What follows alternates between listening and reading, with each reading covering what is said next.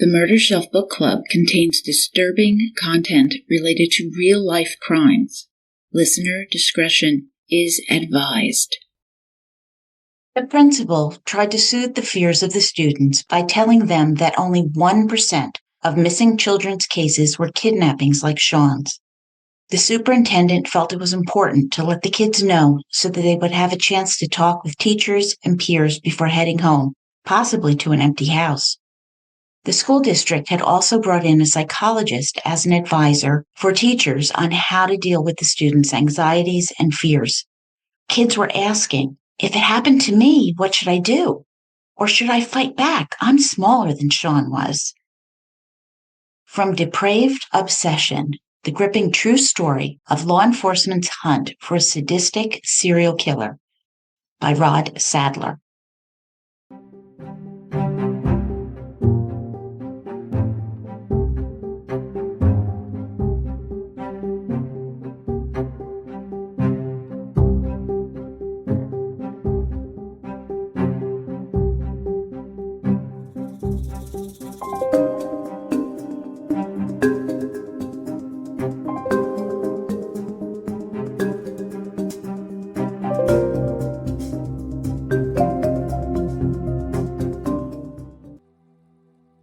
Welcome to the Murder Shelf Book Club podcast. I'm your host, Jill, and I'm excited to bring to you another special episode 134.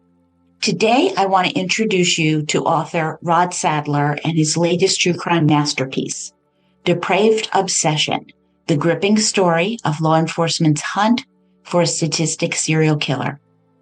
Now, you know I like serial killers, and this is one I did not know about. But before we begin, Tomorrow night is our September 2025 Patreon Zoom. My serial killer class began in August, so don't miss September, second Thursday of the month, 8:30 p.m. Eastern Standard Time. Now, Depraved Obsession. I really became engrossed in this book because the victims are kids. Look, all true crime books are difficult, but those involving children, they really break my heart. So I balance this emotional weight with my firm belief that getting these depraved killers off the streets, incarcerated and locked away forever, is an absolute good. And knowing justice prevails is critical. So I like sharing these stories.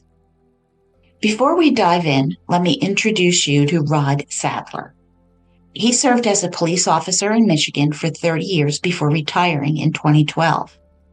After his retirement, Rod rediscovered his passion for writing, focusing in on what he knows best, true crime. Lucky us. With extensive experience in law enforcement, including training, interrogations, arrest, court proceedings, his writing is highly credible. His first book is set in his hometown and chronicles a brutal murder from 1897 in Williamston, Michigan, showcasing the historical cases that I love so much, and I think you do too. Another book is set in Mackinac Island, a famous vacation resort known for its fudge, horse and carriages, bicycles, and an unsolved murder, which is even more daunting in this majestic location. And I'll be asking him about Grim Paradise, the cold case search for the Mackinac Island killer. But today we're going to be focusing on his latest work, Depraved Obsession, the gripping true story of law enforcement's hunt for a sadistic serial killer. Now, this book not only compels, but also is rich in substance and suspense thanks to the extensive research that Rod has conducted, something I truly appreciate. Rod interviews numerous law enforcement officers who were deeply involved in the investigations, as well as prosecutors who shared their strategies and insights. He also spoke with defense attorneys who provided their recollections and perspectives on their clients' behavior, him being Ron Bailey, and the psychologists, both for and against the prosecution, who served as key witnesses. A hallmark of Rod's books is the insight that they offer into the courtroom dynamics, burden of proof, and the assessment of mental illness in determining criminal culpability. You'll definitely want to see how this unfolds as Rod achieves a perfect balance between gritty reality and ethical considerations. So with that context, please join me in welcoming Rod Sadler to the Murder Shelf Book Club podcast. Thank you so much. I'm excited to be here. I am so excited to have you. I have read your book. I've read actually a couple of your books. I'm a little bit of fangirling right now. I know you are a former police officer, and Yes. Thank you. Thank you so much for all the years that you put in. I love that perspective that you bring to your books. It's an interesting perspective because what I have found, I guess because of my intuition or whatever I developed in my law enforcement career, and that was 30 years, I'm kind of blessed in the fact that I know what to look for when it comes to specific details that I think my readers or my audience want to see. And I know the way to get that information. Sometimes it's difficult, but I think that really has helped me in formulating how I want the books laid out and the message that I want to relay. Yes. There's so much research and substance, and you give background on the defense attorneys, the prosecutors, the perpetrators, their parents. There's so much substance there. And I love to do research on my podcast. I'm always looking up what is the latest statistics on this and that. And my poor listeners have to wade through that. But same thing. I think it's so important because A, you're accurate, but you set the setting, you set the perceptions that you're trying to portray. In your planning on your books, do you have a goal of what that message is going to be? Do you find it as you're going through the research? Well, typically I start knowing what I want to relay. And I'll give you an example. I'm not sure which of my other books you've read, but I wrote a book back, 4 or 5 years ago called Killing Women. And it's about East Lansing serial killer Don Miller. And I had a very specific reason I wrote that book. And it came out at the end. And that was that serial killer Don Miller is getting out of prison in 2031. And when I was researching that book, I already knew that was the purpose for the book. But when I interviewed Don Miller's first victim's sister, the first thing she asked me was, "Why are you writing this book?" And I said, well, it came to me immediately. I said, people have forgotten who Don Miller is. People have forgotten what Don Miller did. And people need to know that in 2031, Don Miller's getting out of prison. So I use that as an example for you that, in fact, my message is formulated long before I start writing the book. That's great. Well, then every paragraph moves towards that end. Exactly. Yes, it does. And in the case of my latest book, and I think that's what we're here to discuss, Depraved Obsession, the purpose for that book literally is, I guess, sort of twofold. One, there's speculation that there are some unsolved cases out there that the killer might be responsible for. So that was one reason. But the other reason was I wanted to relay to the public how two victims' families turned their tragedies into something positive, and that other families out there that might experience the horrors that the Myers family and the Moore family experienced, they can turn their tragedy into triumph. There's a way to do that. And I hope that the reader or the audience realizes that. God forbid that they're ever in that situation, but that's the other reason. Well, when you're in true crime, you hear too many of these stories. You know, we just had the victim impact statements for the Idaho quadruple murder, which just tore out your heart. But I do hope that is a little bit of a shining light in there No one's ever going to bring back our loved one, but Right. maybe there is something that we can do to live through this better. Absolutely. Absolutely. And even with my early books, I wrote two books initially starting in 2015. I published my first book. And even those early books, there was a message to them. And that was that life does go on in spite of these tragedies. And sometimes it's difficult, but people make it through. Yeah. You wouldn't know, but my background is I'm a retired high school teacher and I taught psychology, but I also taught history. And my area of expertise in history is the Holocaust. So you want to talk about trying to help people find a way to move past, a garish, gut-wrenching history. So I understand, believe me, what you're talking about. Yes. Yeah. Very difficult.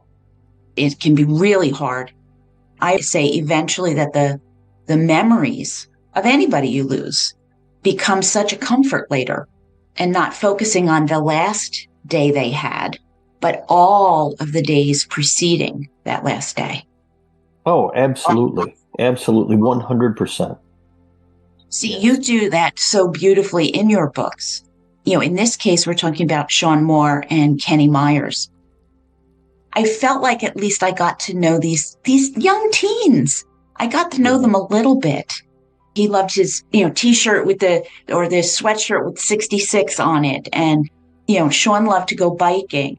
You fill them in as human beings. They're not just here's some documentation on cause of death or what have you. We got to know them in their families a little bit. I commend you for that. Not everybody does that. So thank you. It's a really difficult thing to do. And I appreciate your comments on that because, I get reviews and I get some feedback on my writing and most of it seems positive. I often wonder, was there enough information there for people to empathize with the Moores and with the Myers families? And by you telling me that just reinforces the fact that apparently it did. When I'm doing my research, I think it's really important to try to, if at all possible, talk to family members. In this case, I wasn't able to do that, but I was able to talk to the police officers that were involved in the investigation. And that's how I came across the information that was so detailed about the investigation and how everyone came together to solve this case, local, state, and federal authorities. It's a really difficult task to try to find information about the victims. But in this case, I was lucky enough to speak with some reporters who covered the case, who became intimate with the Myers and the Moore families. And they were able to provide a lot of great information. One in particular, Chris Hansen from the Predator series. I interviewed him, and this case really started his career along true crime reporting that continues on to this day. Catch a Predator. I was lucky enough to meet Chris at several crime cons. What a stand-up guy. It is incredibly how brash some of these pedophile perpetrators are. Yeah. He does a great job. And while I've never met him face to face, we've talked on the phone, and I was really, I consider a privilege to have been able to speak with him and have him provide some information from that particular case. He remembers it very, very well because it really launched his career. Oh, I did not realize that. I'm going to have to ask him about it. So guess who I was talking with the next time I see him? Yeah. I have to ask you this, and I don't want to ruin the book for anybody. What do you think really went on with the puppies? That's a great question. That came about. Let me tell you a little bit about Ray Kassar. Ray Kassar was Ron Bailey's defense attorney. And, I sent him a letter and I said, hey, I'm writing this book and I understand you defended Ron Bailey and I'd really like to chat with you. And he said, absolutely. Come on down to my office. And so when I did, we spoke for 2 or 3 hours. And Ray Kassar is one of the most genuine people you'll ever meet. He is he's just a nice guy. And while I expected a lot of information from Mr. Kassar, I expected a lot of, well, we filed this motion and we filed that motion, and a lot of legalese. But what I got from Ray Kassar was a lot of personal information, not only about the case and how he handled it, but about his personal life, which he didn't have to share with me, but he chose to.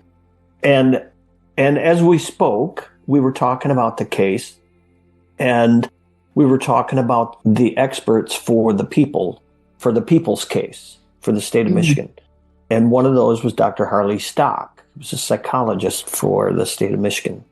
And Mr. Kassar said, he said he just blindsided me one day when he said, did he tell you what he did with those puppies? And I said, what? Because I know through my experience and my training that one of the characteristics of a serial killer is to kill animals before they begin killing people. And Ray said, I was absolutely stunned because it wasn't in any official report. And so he went to Ron Bailey, and Ron Bailey said, oh, he's lying. We never had any puppies. Well, I had the opportunity to interview Dr. Stock also. He doesn't live in Michigan anymore. He's long since.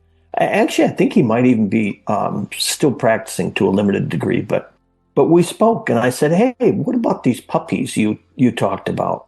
And he said that is absolutely true, that Ron Bailey told him that. And without going into details, again, to ruin the book for your readers, I won't go into what happened to those puppies, but Dr. Stock maintains that that's exactly what Ron Bailey told him. Well, thank you for that, because I really did wonder. And am I going to trust Dr. Stock or Ron Bailey? Stock is not making it up. No way. I would totally agree with that. And for Ron Bailey to sit there and tell Ray Kassar, no, he's lying. Here's a guy who told Ray Kassar at the beginning of the case, when Ray said, are there any other victims? And Ron Bailey said, no, there are no other victims. Well, it turns out there was another victim. As a matter of fact, there was as many as 12 to 15 other victims. Yeah. Not necessarily that were murdered, but had been kidnapped and sexually assaulted by Ron Bailey. So Ron Bailey's not the choir boy that everybody thought he was. And so I would concur with you. I would trust Dr. Stock far more than I would trust Ron Bailey. Exactly. That's why I had to ask you about that. Sure. It's just one of those little points, because I do know that there is a propensity for serial killers to start with animals and then graduating onto humans. And that caught my attention. Yeah. Great question. Thank you. Did you reach out to Ron Bailey? Is he still alive? I did not. He is still alive. He's a part of the Michigan Department of Corrections as an inmate. I did not reach out to him. I thought about it, and I'll go back to my book, Killing Women, where I did, in fact, reach out to Don Miller, the serial killer from East Lansing. And this is just as a lighter moment. I always ask my audience when I'm doing a book talk, I say, does anybody know how to start a letter to a serial killer? And nobody ever raises their hand. And so I say, the way you start a letter to a serial killer is with someone else's return address. Yes. Because my wife was less than pleased when we started getting letters from a serial killer. But I did reach out to Don Miller, and he, in fact, did write back to me. I received about 5 letters from him. With Ron Bailey, no, I did not. I just chose not to. The crimes that he committed are absolutely despicable.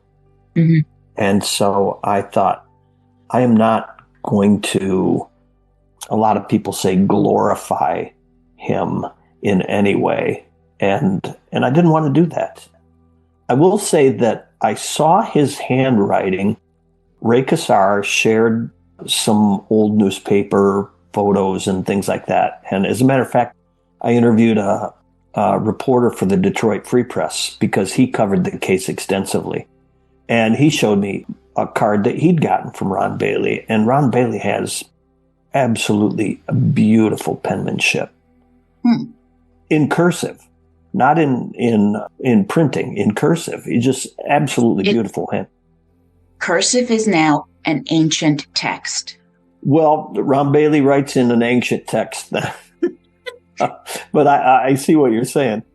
Anyway, toward the end of the book, you may have read about, I believe it's the last chapter, where a couple investigators re-interview him about some other cases.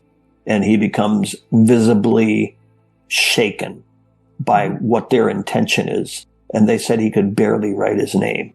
Now, I got to tell you, for him to barely be able to write his name after I've seen what he can do, because his handwriting is just beautiful, it says something to me. Like there's other unsolved cases out there. I truly believe that. I don't blame you. I think so too. He was too good at what he did. And he knew what he liked. Exactly. He did.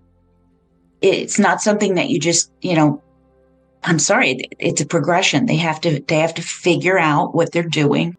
It's a learning curve.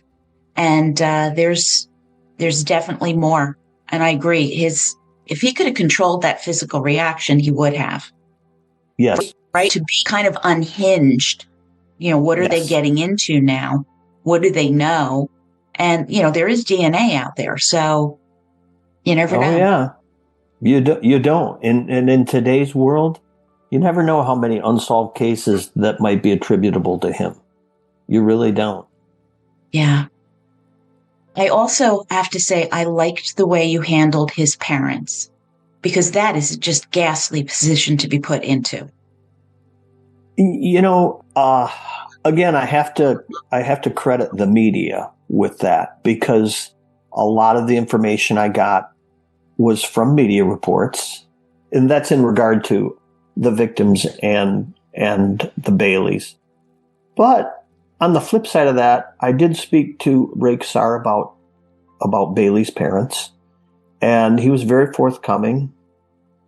I spoke to the former prosecutor for Wayne County, who became the 3rd District Chief Judge, Circuit Court Judge, after that case. And he's now retired, but he gave me some information about the Baileys, and they were good people caught in a very, very, very bad situation. Though I think to some degree, maybe they turned a blind eye for a long time, maybe because they didn't know how to handle it. And who would? I mean, seriously, how would you handle that? But they were good people. I don't think that they live in the state anymore. I did not try to contact them to follow up with them at all. But I do know from all indications they were very, very good people caught in a very, very bad situation. And that comes through. I think it's terrible when these perpetrators do this, and then the family, the sister, the parent, everybody's attacked. And I'm saying they're living through their worst days too. I don't want to equate anything, but everybody's pain and anguish is still pain and anguish. Yeah, I truly believe that Mr. Bailey, let me preface that by saying he protected his family as best he could. The remaining family members, his wife and his other 2 kids, they moved out of their home, I'm sure out of shame and out of fear. Mm-hmm. And Mr. Bailey was the only one that came to any of Ron Bailey's trials. And I think that he legitimately shared the pain of the Myers family and the Moore family. I really do believe that. Yeah. Because Ron also had a girlfriend. A pseudo-girlfriend. Right. But there's this woman that he's kind of with, which is, again, giving that illusion of normalcy.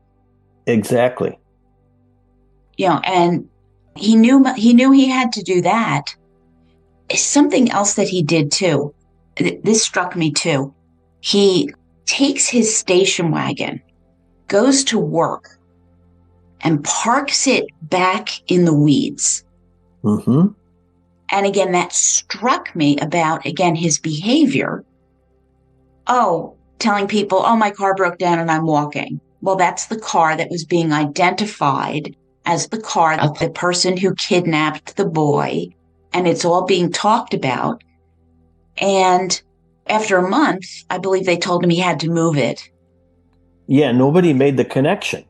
And I think Kenny Meyer's case was not as highly, well, in fact, I know it was not as highly publicized as the Shawn Moore case at all. I think had it been, then maybe they would have put two and two together and maybe Shawn Moore would still be alive. That's pure speculation on my part. But I did a lot of research and there were not a lot of newspaper articles out there about Kenny Meyer's abduction and murder. There were some, and most of them came about after Shawn Moore's kidnapping a year later, when the police started to put two and two together. And that's when most of the articles about Kenny Meyer's abduction and murder started to appear. So I think, had there been more coverage of Kenny Meyer's abduction and eventual murder, maybe someone would have made that connection to Ron Bailey's old Buick station wagon that he'd been driving back and forth. Because it was, if you pardon my French, it was a piece of shit. And it really was, and very noticeable. I mean, who drives a white over brown Buick station wagon, even in the mid 80s? So, you make a good point. Well, I know. See, I can't judge by normal people because I'm in true crime. I mean, I read that and was like, I'm suspicious. I'm like, why is that there? Whose car is that? That's right. Ron's car. Why is Ron parking the car in the weeds? The hair on the back of my neck shoots up and I'm suspicious.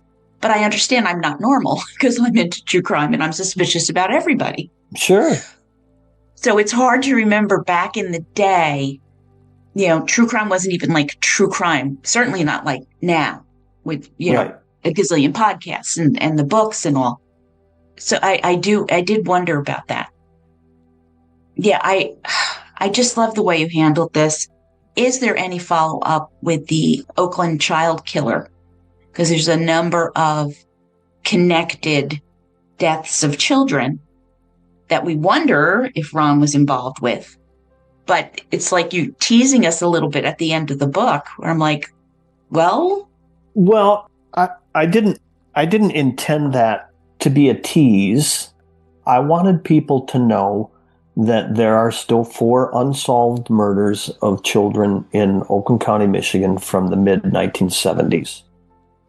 And I'll go into a little bit of detail here. There was some suspicion that it was a group of people who committed those murders. There was some suspicion at some point that maybe Ron Bailey could have been involved. And even the people that I talked to Jess Lopez, the retired FBI special agent. I spoke to the other police officers involved. And everybody said, well, Ron Bailey was too young. He was probably only, riding his bicycle in training wheels around the neighborhood. Well, oh boy. What they had forgotten was that Ron Bailey was born in 1959. And the Oakland County child killings began in 1976. And so Ron Bailey would have been 17 years old. Probably had his driver's license at that point. And then when the task force was when they regrouped in 2006 and began to reopen the Oakland County child killing investigations, one of the troopers that was assigned to follow up on Ron Bailey said, well, Ron Bailey was locked up in the Hawthorne Center and the Northville Regional Psychiatric Hospital at that time. So it couldn't have been him. Well, as I got to checking, I realized from a couple interviews and from doing my own research that Ron Bailey was able to come and go as he pleased. Oh my God. He was able to go out to work. He was able to have weekend furloughs and go spend time with his family. He'd get out on a Friday and come back on a Sunday. All he had to do was move a magnet on a board that says in or out. That's what I've learned.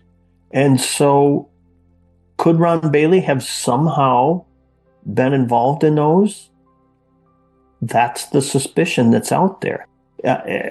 Again, my intention wasn't to tease anybody about, hey, maybe this is the killer. This book isn't about the Oakland County child killings. This book is about Ron Bailey, a sadistic pedophiliac serial killer. But there are some other cases out there, and there are some investigators out there that believe that Ron Bailey could have somehow been involved in those. See, I totally agree with you. And bringing up his being in the psychiatric hospital. Why was he in the psychiatric hospital? They didn't just wake up one morning and say, I don't think Ron's happy. He was kidnapping children. Yes, he was. That's why he's in there. So he is certainly capable of continuing to kidnap children. Absolutely. He's already done it. And that he could get out? Whoa. Yeah. I'm suspicious. Oh, I am too. There's another case down in Sylvania, Ohio, that the police asked Dr. Stock to talk to Ron Bailey about. The Sylvania, Ohio, some law enforcement agency down there. I don't know if it was the city, if it was the county, if it was the Ohio State Police. I don't know who it was, but somebody contacted Dr. Stock. And they had a similar case. Teenager plied with alcohol, strangled, left along a riverbank. An unsolved case down there in the early 80s. And, Ron Bailey admitted that he stopped in Sylvania, Ohio on his way back from Florida. So, if you put two and two together. Sometimes it actually equals 4. Absolutely. Yeah. Yeah. Oh, my goodness. I feel like you didn't like my saying it was a tease, but it just really made me think about Ron, his behavior, and what the possibilities are, and that this is still hanging out there. And I always believe that somebody knows something. Oh, I think so too. I totally agree with you. Again, I'll jump back to the beginning of our conversation here where you said, do you have the end in sight before you begin writing it? And the purpose for this book was to make the public aware that there may be other cases that are out there. Yeah. If you knew Ron at this time, if you knew he was in and out, a teenage friend or something, you might not thought about this in decades, but maybe you do know something. It's funny you should mention that because I actually, this is what happens when I write a book. After it comes out, I start getting calls from people. Like I'm the tip line, I guess. And that's what it feels like sometimes. But I actually had one of Ron Bailey's childhood friends contact me and said, yeah, he was a weird individual and we used to fool around together, and he just kind of verified basically everything that I already knew from his criminal history. So it's interesting how that happens when you, and maybe that's a good thing though, because everything I get, if there's a criminal element to it, I forward it on to the investigators. If there's other cold cases out there and I get some information, it goes back to the police. Yeah. Well, yes, of course. Yes. That to me that's golden if that happens. I mean, I have to assume if you get something wrong and somebody didn't like it, you're definitely going to hear about that. I know that's true with me. But at the same time, when you get that confirmation from someone who was having that personal conversation, that personal relationship with him at the time, there you are. Yeah. It just confirms I did this right. Good. Yeah, I guess so. Too. Yeah, believe me, if you were wrong, you would have heard that. But you didn't hear it. Well, people may not like something, but it doesn't mean you're wrong. But if you're wrong and you hear that, it's like, oh, I didn't verify that. Okay. And then you go check. And then you find out you aren't wrong, which is actually wonderful. Yeah. It sprinkles on the ice cream. So tell me now, what's next? Wow. There's a couple things going on. The book, the last book I wrote before Depraved Obsession, called Grim Paradise, The Cold Case Search for the Mackinac Island Killer. Are you from Michigan? I don't know where you're from. I'm born in New Jersey, living in Pennsylvania. Oh, okay. Okay. So I'll just give you a quick rundown. In 1960, there was a Mackinac Island. Let me back up. Mackinac Island is the crown jewel vacation spot for worldwide travelers here in Michigan. I saw the movie Somewhere in Time a million years ago and fell in love with the movie and that island. Yes. And so what a lot of people don't know is that in 1960, there was a murder there. And it was a Dearborn widow who was up there for a short weekend vacation. And she ended up being murdered. And her case to this day remains unsolved. And so I wrote a book about it. It's called Grim Paradise. And after that book came out, I've received, let's just say, some tips that are very, very interesting. And so one possibility, depending on where this goes, because the book's already been published, is maybe a second edition to that. Wow. Now, I'm not committing to that. I'm just saying that's a possibility. Okay. Beyond that, I am working on 2 new books. One is a quadruple murder here in Michigan from 1934. And the other one I would rather not talk about because it's a very active investigation right now. Okay. So we'll just leave it at that. I am aware of, I think it was maybe your first book that was set in 1897. 1897, yes. And then it was your great-great-great-grandfather who was telling the story? Actually, he was the elected sheriff here in Ingham County, Michigan in 1896 and 1897. And he investigated just a macabre murder where a guy was living with his wife who was, let's just say she had some emotional problems, and with his 85-year-old mother. And he went for a day's work out on the streets. And when he came home, he discovered that his wife had beheaded his mother and put her head on a plate for him for dinner. And so that was the subject of my first book in 2015. It's called To Hell I Must Go. And that comes from a little song that she would sing in the jail cell. And the words were, I can't go to heaven, to hell I must go. Murderers don't go to heaven, so that's where I must go. I had so much fun writing that book. That was basically the catalyst for me continuing my writing. That book began as a genealogy project. I was just doing some research on my great-great-grandfather because I thought it was cool that he was the sheriff at the time. And I came across this newspaper article about this macabre murder, and I thought, well, this would make a really good book. And so that was the start of it all. What a story. You're describing it. You're saying, and here's this man, and his wife has some emotional problems, and he's living with his mother. And in my head, well, what could go wrong? And there you are. Absolutely. I don't mean to make fun of it. That's terrible. No. But you have that bizarre humor of mine. Absolutely. Yeah. Yeah. Yeah, I often wondered when I was researching that book, because there's not a lot of people alive to talk to from 120 some years ago. And so I often wondered, because there was a lot of media about it, if the press took some liberties in describing it. And so in the newspaper articles, particularly the local ones, they described how the door was beaten off the hinges and her head was set on a plate with silverware on either side, and her face was all bruised up, and there was blood everywhere and hatchet marks in the floor, and her hair and her scalp were embedded into the grooves in the floor. And I thought, I wonder if there, a little bit of exaggeration there. So I went to the archives of Michigan, the state archives, and they had the original court file from that case. And so they brought it out to me, and I looked through it.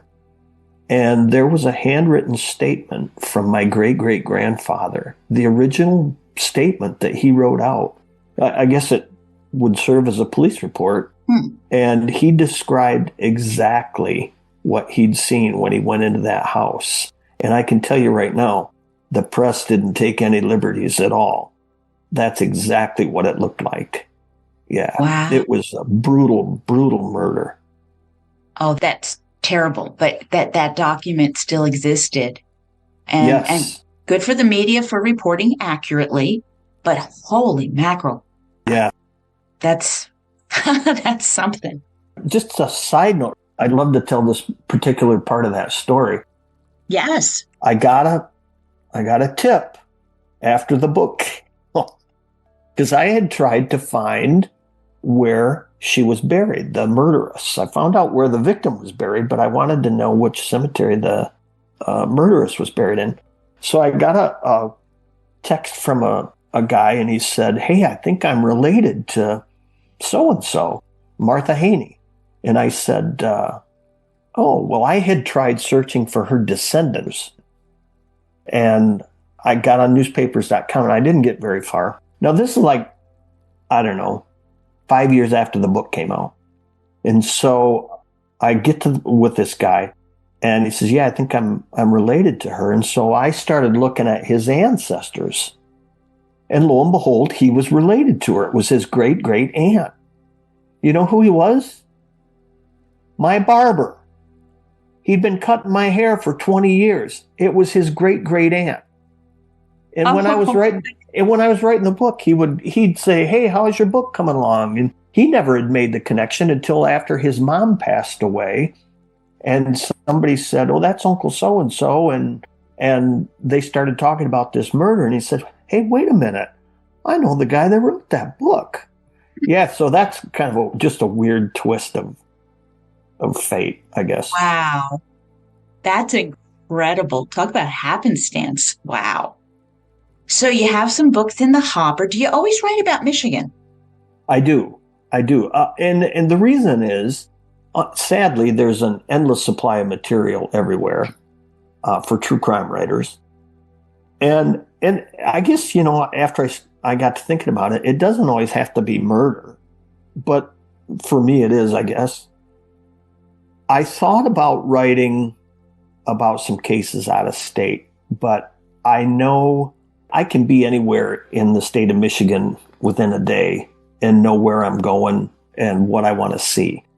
It's easy for me because I know the process to obtain public documents. I know where to go in Michigan to do my research, things like that. So it's just easier for me because I'm familiar with Michigan. I have thought about maybe down the road, maybe a celebrity murder, but I just haven't made that jump yet. So we'll see. The bane of my existence, because I interview, obviously, authors, but I'll take a book, I'll feature it on the podcast, and I tell the book story. Now, I do not plagiarize, and I don't tell everything, but I'll also go out and I'll do additional research. So, give you an example, your police are investigating a case and they're looking into suspect A and suspect B and suspect C. And, oh, okay, it's B. Well, who are these other two suspects? Who are these people? oh, lo and behold, they're wanted for other crimes and they're in prison as well. So I'll tell those stories in the context of my podcast. Because I'm not going to tell you the whole book story because I want people to buy your books. That's not fair. You do all this research and I give everything away. No, I'm not going to do that. So I'll do that additional research. Oh, I just did Jack the Ripper in London, but usually I'm doing American because I have more sense of the American legal system. But just going from state to state, just trying to figure out how the system works there versus what I know here in Pennsylvania and New Jersey. And it's different. There's different laws. There's different degrees of things. They call things differently. It is daunting just figuring that out when I need to explain, in Colorado, they have this law regarding insanity, which is really different than say, so you have to do all that research. So you being a former police officer yourself, the law in Michigan. So be prepared. Once you step across that border, all the names change. Oh, yeah, I know. And that's why I've kind of stuck with cases, some of these cases I've written about because I've heard about them and they've kind of fascinated me. And so, it's pretty much the case with all of them. My first book, that was genealogy thing. My second book, I had heard about that case. The book is called The Slayer Waits, and it's about a double murder in 1955 here in Michigan. And I can remember hearing about that case as a kid. I heard my parents talking about it, and I always remembered it. And so I wrote that book. Killing Women, I was just getting out of high school, going into college when Don Miller was murdering women in East Lansing. And I always remembered that. And I knew he was getting out of prison. So I thought, people need to know about that. Grim Paradise. Nobody knows there's a murder on Mackinac Island, that it was unsolved. And thousands and thousands and thousands of people go there every year. And so, there's a Michigan tie. So those are just easier for me than trying to find something out of state or trying to find information out of state. Yeah, I follow that one.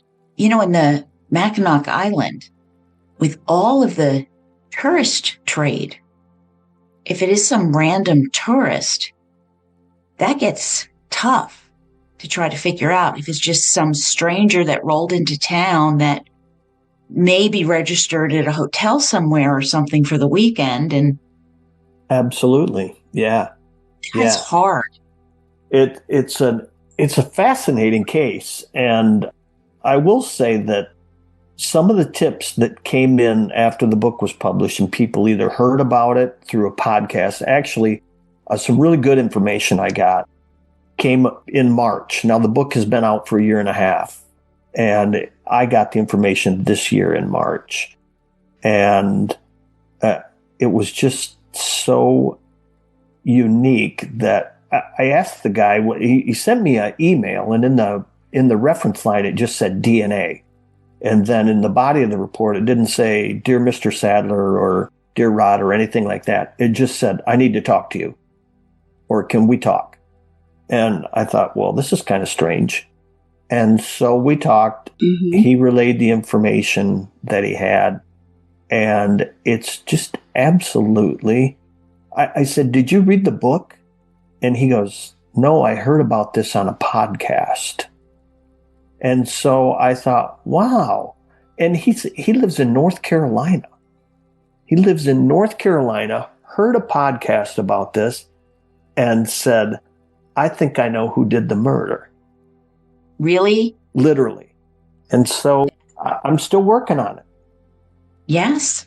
Well, good for you, and keep it up. And I hope we wind up solving that one, because that would be really interesting to have that follow up. Wow. So you never know what these podcasts wind up doing and triggering in people. Exactly. That's exactly right. Just don't know. So thanks for what you do. Well, thank you for what you do. You give me these great books. Now I'm like, which one would you want me to do on the show? Well, that's a great question. Can't do them all. I would recommend, I don't know. Killing Women is intriguing, and it's interesting because Don Miller is still alive and he's getting out of prison in 6 years.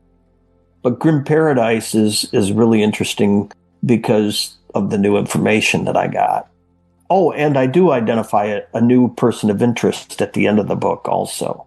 Above and beyond the information that I got about someone else who might have been involved. So, yeah, this one's like ongoing. So you might just have to put both names in a hat and draw one out. Yes.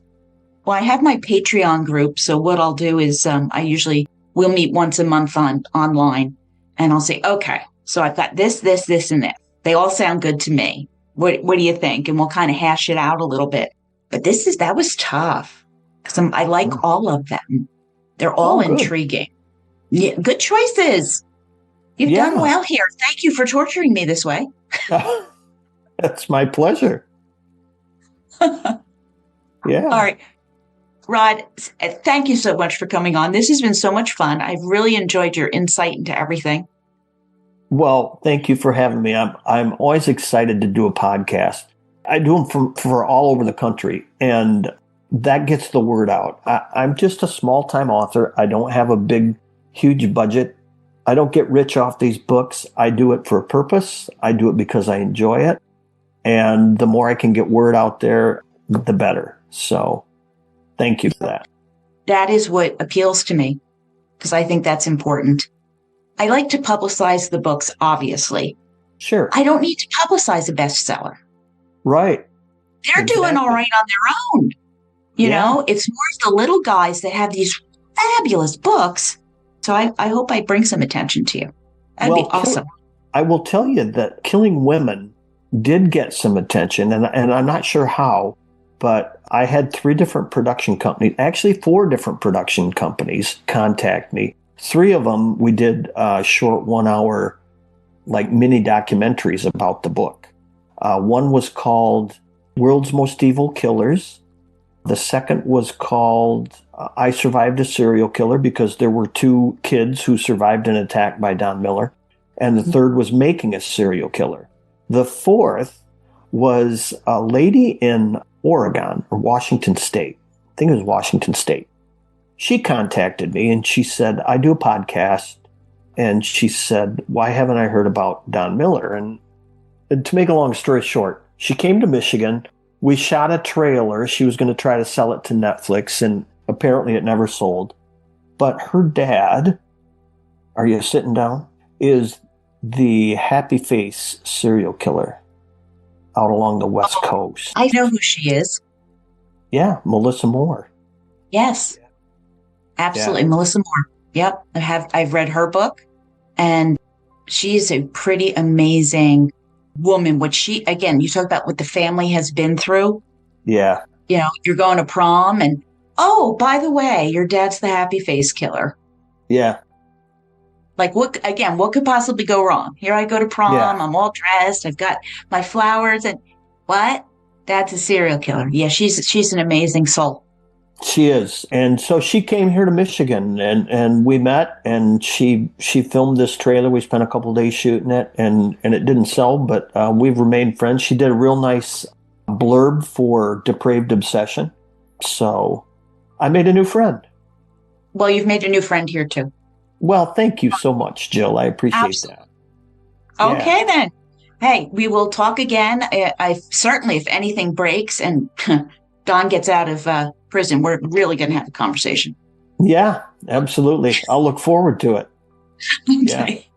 Thanks so much for doing this. I appreciate you. Oh, thank you, Jill. I appreciate you too.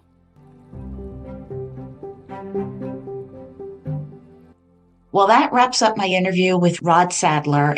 I always appreciate the perspectives of the authors and the backstory on how these books actually come about. I hope you enjoyed our conversation and got an appreciation for the excellence of his storytelling. Depraved Obsession comes highly recommended by me, so add it to your reading list. Thank you for listening. I see you as you hear me. So my next episode will be on A Tangled Web by Leslie Rule. and I have never, ever heard of a more bizarre, twisted true crime story. And that's saying a lot. I love hearing from you, and you can email me at jill@murdershelfbookclub.com or find me on X, Facebook, Instagram, and YouTube. Thank you for joining Patreon and for supporting the podcast and my endeavors. I am really excited about this, and it's not too late. For $2 or $4 a month, you can join Patreon at www.patreon.com/murdershelfbookclub. And thanks to our amazing supporters on Patreon, A Tangled Web, A Cyber Stalker, A Deadly Obsession, and The Twisting Path to Justice by Leslie Rule. On a bleak, chilly November day in 2012, 37-year-old Carrie Farver vanished without a trace from her life in Omaha, Nebraska. Shocking everyone, she quit her job and deserted her young son, igniting a firestorm of concern and speculation. Yet her mother, Nancy Rainey, steadfastly refused to accept that her daughter had simply walked away from everything and everyone she loved. So brace yourself for one of the most intricate, bewildering true crime stories I have ever encountered. Part 1, episode 135, will drop in 2 weeks. Thank you for listening, Murder Bookies. I see you as you hear me. Share your thoughts with me at jill@murdershelfbookclub.com or on X, Facebook, Instagram, or YouTube. Links are on my blog at www.murdershelfbookclub.com, August 2025, with my sources, photographs, show notes, our recipes, and wine pairings. Trust your gut and lock your doors and windows.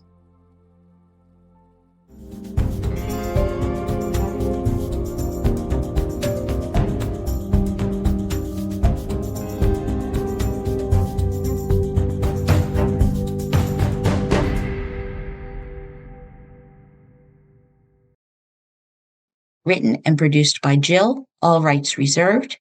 Music, The Pewter Elephant by Blue Dot Sessions.